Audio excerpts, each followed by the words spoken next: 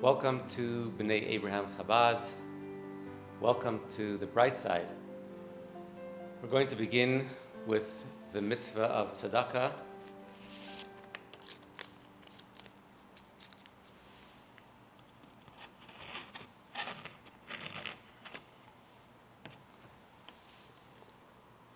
And a prayer for an end to this long exile, Psalms 130. Shir Amalois mimamakim krasicha Adinoi, Adinoi shima v'koili tiena oznecha kashuvais, v'koil tachnunoi. Im avoinois tishmar ya Adinoi miyamoid ki imcha aslicha leman tivarei, ki visi Adinoi kivso nafshi v'lidvarei hecholti, nafshi l'Adinoi mishoimrim laboiker, shoimrim laboiker. Yachel Yisrael el Adinoi ki Adinoi hachesed v'harbe imoi fidus v'hu yiftes Yisrael mikol avanoisav. A song of ascents, out of the depths I call to you, O Lord. My Lord, hearken to my voice. Let your ears be attentive to the sound of my pleas. God, if you were to preserve iniquities, my Lord, who could survive? But forgiveness is with you, that you may be held in awe. I hope in the Lord. My soul hopes, and I long for his word. My soul yearns for the Lord more than those awaiting the morning wait for the morning. Israel, put your hope in the Lord, for with the Lord there is kindness. With him there is abounding deliverance, and he will redeem Israel from all its iniquities. Today is Tisha B'Av, the 9th day in the Hebrew month of Av. It is the saddest day in the Jewish calendar. It is our national day of mourning. Countless tragedies happen to our people, most notably the destruction of both of our holy temples in Jerusalem. I'd like to share two stories today. The first one from the Talmud. The Talmud in Makos tells us a story of several sages, Rabbi Gamliel, Rabbi Elazar ben Azariah, Rabbi Joshua, and Rabbi Akiva, who went up to Jerusalem. And they reached Mount Scopus. They tore their garments. When they reached the Temple Mount, they saw a fox emerging from the former place where the Holy of Holies stood in the temple. The sages started weeping at the sight of this desolation and destruction. And Rabbi Akiva started laughing. The sages turned to him and said, "Why are you laughing?" He said to them, "Why are you weeping?" And so they said, a place that is so holy, so sacred, where it says, a stranger that approaches it will die. And now look, it's full of foxes. Should we not weep? Said Rabbi Akiva to them, "This is why I laugh. For it says, I shall bear witness for me, faithful witnesses." The two witnesses are Uriah the priest and Zechariah. Uriah lived in the time of the first temple, and Zechariah lived in the time of the second temple. However, Zechariah's prophecy is dependent on Uriah's prophecy. With Uriah, Scripture says, "Because of you, Zion shall be plowed as a field. Jerusalem shall become heaps, and the Temple Mount like the high places of a forest." With Zechariah, it is written, "Old men and women shall yet sit in the streets of Jerusalem." Said Rabbi Akiva to the sages, as long as Uriah's prophecy had not yet been fulfilled, I feared that Zechariah's prophecy would not be fulfilled either. But now that Uriah's prophecy has been fulfilled, it is certain that Zechariah's prophecy will be fulfilled. And with these words, the sages replied to Rabbi Akiva, "Akiva, you have consoled us. Akiva, you have consoled us." Rabbi Akiva the greatest teacher of his time. He had 24,000 students, and he was a man not just of great scholarship, but also of tremendous kindness. He would go and collect money for the poor. And Rabbi Akiva was able to see a little bit deeper. He was able to look at the destruction and see the hope and promise of redemption. Within the desolation of the destruction of the temple, he was still able to look forward to the day when the prophecies of the temple being rebuilt and Jerusalem in its full glory would be fulfilled. Our second story happened with the Margaret of Mesrich, who was a disciple of the Baal Shem Tov, also lived in the 18th century. And Rabbi Dovber of Mesrich, the Margaret of Mesrich, lived in poverty. There was barely any furniture in his apartment, barely any food on his table. And his students once came to him and said, "Why do you live in such conditions? There are people much less deserving than yourself that are enjoying the blessings of abundance in God's world. Why do you have to live like this, our teacher?" And the Maggid replied with the following story. He said there was once a wealthy man who was preparing to marry off his daughter. The father of the bride was a very generous and charitable man, and he wanted to share his joy with those less fortunate. So he put up signs in all of the synagogues in the town, inviting all the poor people and all the beggars to come and attend his wedding feast. The day of the wedding arrived. Hundreds of beggars showed up and took their places at the tables filled with all of these delicacies prepared for the wedding feast. But unfortunately, tragedy struck. The bride became severely ill. The greatest doctors were rushed to her side to treat her, but to no avail. The bride died, and the wedding was transformed from joy to grief and mourning. Now there were two camps of beggars. One group of beggars said, "The food is on the table. Who knows if we'll ever have such an opportunity again to partake of such delicacies? Surely this food should not go to waste.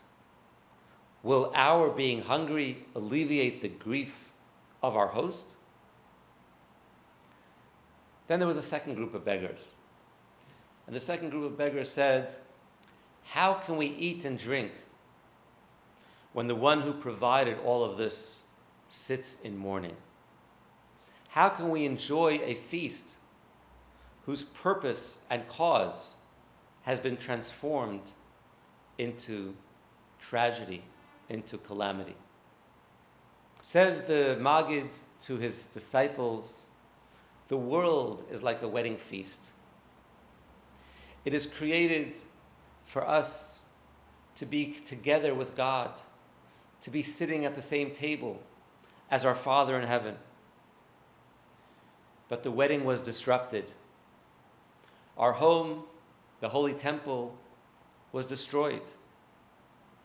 Yes, the feast is there for the taking, but the soul is devastated because the provider of the feast is in mourning. When we are in mourning, when we are in exile, the divine presence is exiled with us. And he concludes, this is why I live the way I do.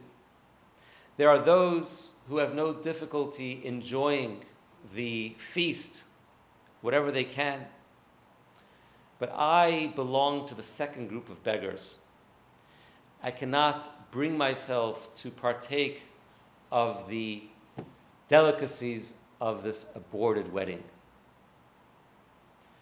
As we commemorate this day of fasting, this day of mourning, this day of tragedy, we pray to God that the wedding feast will be resumed, that these days of sadness will be transformed into days of joy and feasting.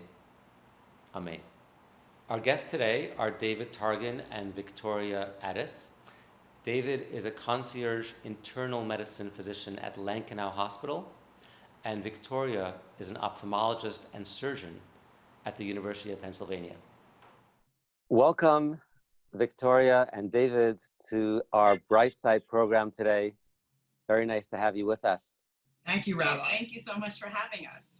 Thanks for joining us, especially today being Tisha B'Av. It's a day of sadness and mourning. It's so important to think about topics of joy and how we can transform these challenging days, these days of obstacles and sadness, to days of brightness and joy. So I think it's really appropriate to have both of you together. This is actually the first time we're doing two doctors simultaneously. So Right. I'm really excited to hear both perspectives at once. And the reason why we did this, we can bill for two now, because both of us each bill for one, so it's perfect. Okay, that works. So perhaps we could start with Victoria. Can you tell us a little bit about your work as a doctor? Yeah, so I am an ophthalmologist and surgeon at the University of Pennsylvania. I specialize in glaucoma and for the most part take care of adults. I moved to Philadelphia first for medical school. I went to Jefferson and eventually left for my training at Georgetown and the University of Michigan, and have been back in the city now for the last 5 years at Penn. And in addition to my clinical and surgical work, I also do glaucoma research, and I'm also involved in residency and medical school education. And I work as the Associate Residency Director of the Ophthalmology Department at the University of Pennsylvania. Wow. That's a lot. So when you say you're a surgeon, are you focusing on eye surgery? I do primarily all eye surgery, yeah. So Eye surgery. anything from cataract surgery to glaucoma surgery. I do a significant number of lasers. Trauma. We do trauma cases, and all my training is in eye surgery, yes. So if people are having a difficult time seeing the bright side, you help them open their eyes. That's right. The majority of our patients do see better almost immediately after surgery, especially when the surgeries are for cataracts. Many of our glaucoma surgeries are designed to limit the progression of disease and treat patients so that they don't get worse over time. Great, great. And David, tell us about what you do. So I do not do surgery. I do internal medicine. I work at Lankenau Medical Center, and I do concierge medicine at Lankenau. I see a wide variety of patients, ages 21 to 100. I just got off the phone with a 100-year-old lady just a minute ago. Wow. She's doing well. And so that's what I do. I also work with the residents as well. I do teaching. I also teach for the nurse practitioners at Villanova, and I'm also involved in some other startup companies as well. But Great. primarily my main focus is working at the hospital, outpatient and also inpatient within the hospital setting. For those who are not familiar, can you just give us a brief explanation of what it is to practice concierge medicine? Right. Concierge medicine can have different connotations. However, basically in a nutshell, what it means is that patients pay a fee to be a member. And the reasoning is that I used to have over 4,000 patients. And now I have about 300 patients, and I can really be a doctor because when they come in, they can call me 24 hours a day. They have access to me. And in this environment, in my old practice, it was just like you were a number. Go see the ophthalmologist.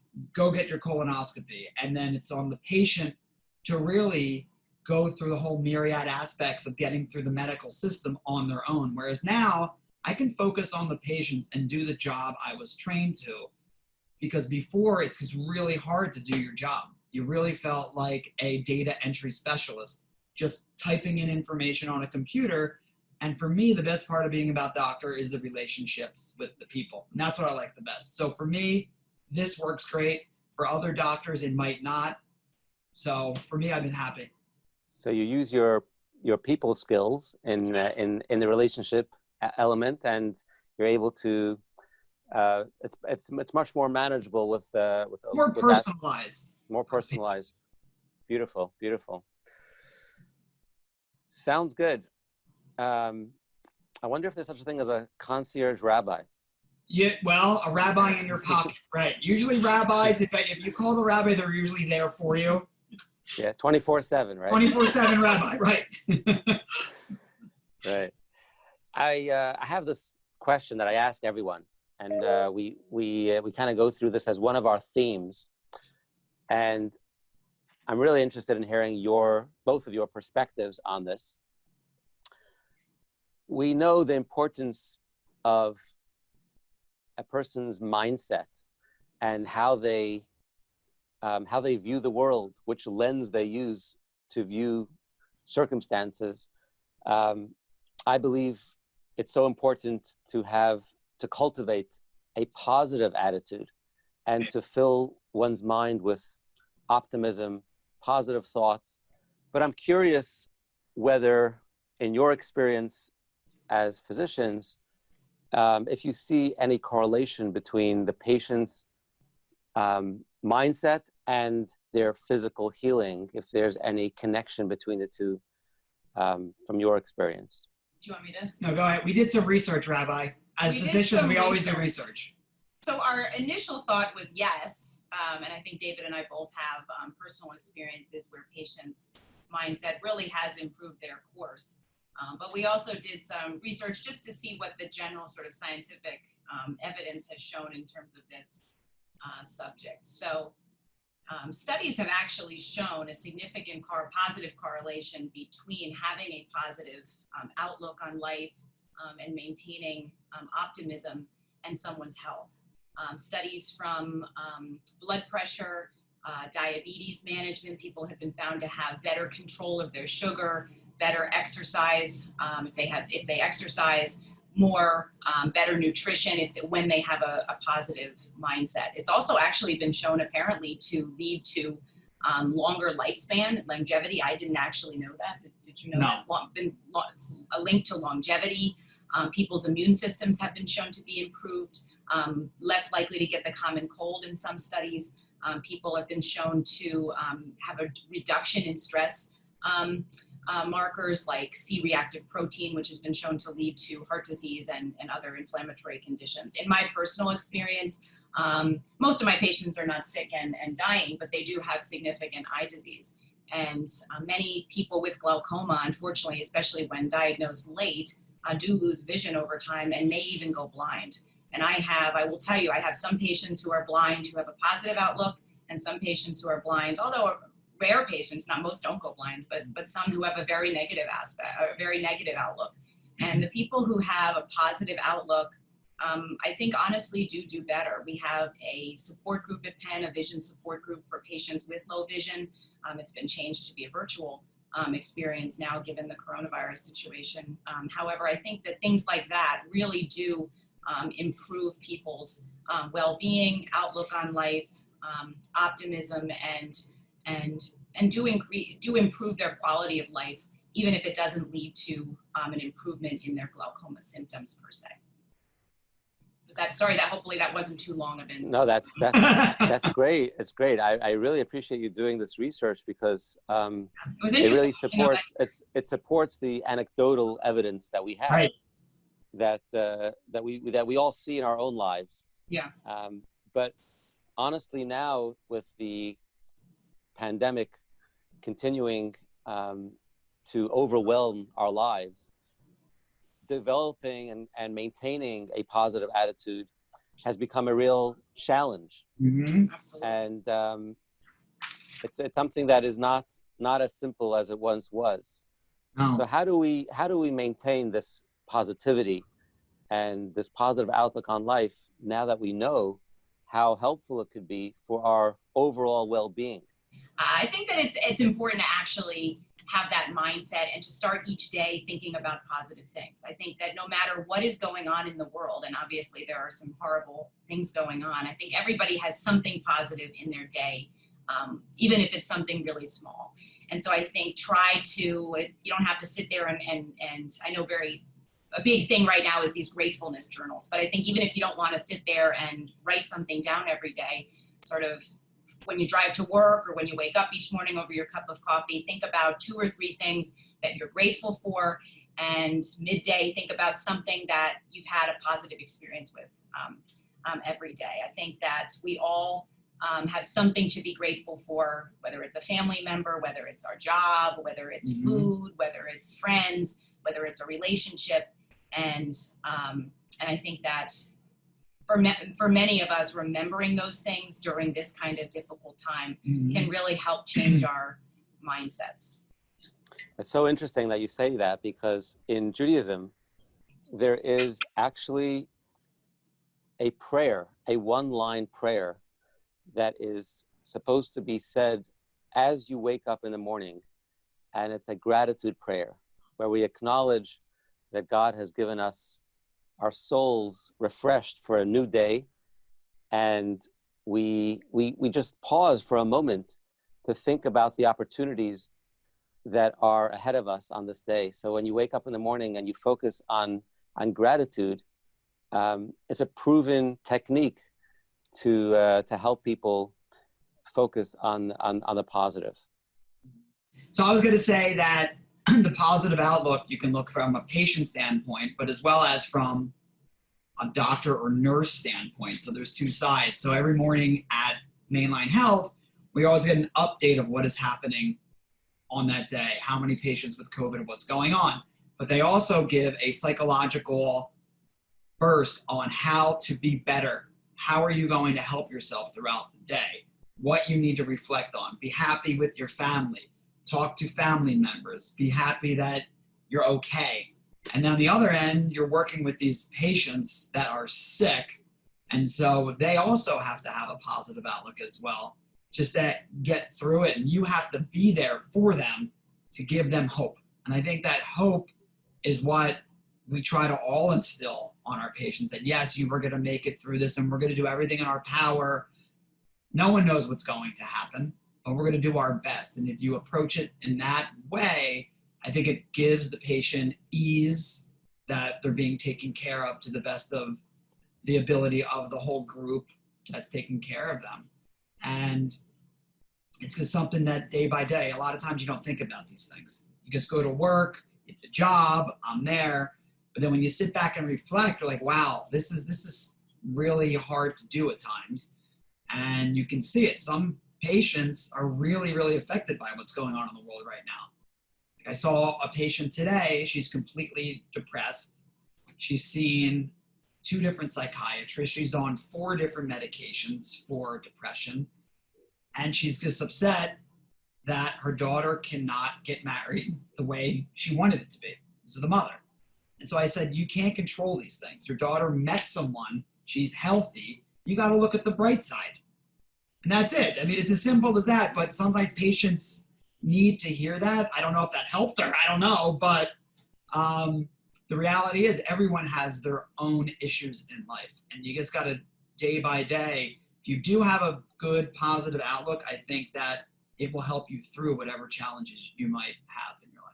I mean, I think some people are intuitively negative and some people are just by nature positive. And I think that if you're not a positive person by nature, surrounding yourself with positive people and doing things that make you feel positive, whether it's taking a walk and exercising, because that increases endorphins, and doing whatever it takes to sort of become more like that, can work for anybody. You don't have to be an optimistic person per se by nature. I mean, I would say one of the things I really like about David, I mean, he's a really positive person and I'm a worrier, I'm an anxious person, and David tends to calm me down and really make me more positive. So I think that I'm an example. I mean, surround yourself with positive people and you may just feel more positive in the process. I love that. That's such a beautiful, practical tip for somebody who may find it challenging. Surround yourself with positive people, and it really helps. It really helps. So we've all been impacted by the coronavirus and the things that are going on right now, which have changed our lives in such significant ways. I'm wondering if each of you could share a bright side. Despite all of the difficulties and the challenges that we have all faced, perhaps you can share something positive that for you has been meaningful as we've been living through this pandemic. So I have a patient that his family came down from Crown Heights. This was at the very initial phases of the pandemic. They had Friday night dinner, and then they realized that 3 of the people from Brooklyn were infected with COVID. And I had 3 things I told all patients at the beginning to get: blood pressure cuff, thermometer, and a pulse oximeter, which measures the amount of oxygen throughout your body that's going to see, are you perfusing all your organs? So on one night, my patients have access to me all the time. He FaceTimes me and he goes, Dr. Targan, he goes, something's not right. I don't feel great. I have a fever and I'm coughing. This is the very beginning of the whole pandemic. So I said, what is your pulse ox? And he's like, what is that? He said, go get your little machine I made your wife get you. Put it on your finger. It should be about 95 to 99%. His was 82. So he wasn't perfusing anything. So he said, get to the ER immediately. So he gets to Lankenau's ER. His entire lung was whited out. Completely. And at that time, we were using Zithromax and hydrochloroquine. Because at that time and moment, we didn't know was it good, was it beneficial or not. So we gave it to him, we put him in the room, and he was quarantined there for 10 days. He never had to be intubated. He just sat there. And he was a man of faith. And every morning he would pray and listen to Fish. I don't know what the correlation was with the band Fish and him, but it was. And he prayed every morning. And I walked in there one day and I said, how are you getting through this? He said, with prayer and God, I'm going to make it through. Now, we did nothing for him. He sat in the room and was quarantined, and we were just getting daily chest x-rays. And lo and behold, he got better. We didn't have to do anything, but I think that by him doing all of these things, talking and FaceTiming his family, I'm the only one that could go in and talk to this man. That was it. And the nurses. So for him, it was really difficult, and he really leaned towards God and prayer, and he was fine. But no one knows anything. And I told him, I said, look, I mean, I don't know why you got better. It's nothing more that we really did. I guess this was your fate. And he made it through. And the question always to me is, why do some people do great? Why do some people do poorly? And I think a lot of it had to do with what are your underlying issues? What is your age? But again, everyone is different and everyone's got to approach this in a different way. But if you have family support, prayer, and proper guidance, I think that definitely makes a huge impact. So that's an example of what I saw throughout this. So you saw faith in action. I did. I did. And he said, what is the Parsha today? I'm like, I have no idea what it is, but you tell me. So it was great. Wow. But he made it out and his family was happy. And again, 6 of his family members had this. Wow. He was the only one that was that bad that had to be hospitalized. So find yourself a good doctor and surround yourself with good support systems. Have some faith, pray to God, and all will be good. I hope so. Yes, hope. Yes. Victoria, what's your bright side? I think I would give you 2 examples, one sort of professionally and one maybe more personally. So at the beginning of this, ophthalmology is considered one of the, it's important, but we really closed down a lot of our centers other than for urgent visits. And so routine patient care and things like that really were stopped completely. And we were seeing really less patients. And even now, I'm one of those examples that pre this, I was seeing, 45 or more patients a day when I was in clinic. And now we're back up to lower numbers, not what we were before this, but higher than sort of through this pandemic. And what I would say is seeing less patients really gave me an opportunity to develop a better relationship with many of these people that I've been seeing for 5 years and really didn't know that well. I learned about their families. I learned about what things really interest them and excite them. And I think that learning how, just getting more time to spend with people, learn more about them, and devote more time to their health, I think was really a positive outlook for me. I also got more opportunities to teach in the clinic. We had less students, and residents had more time with each patient, and I think that that's a definite benefit as well.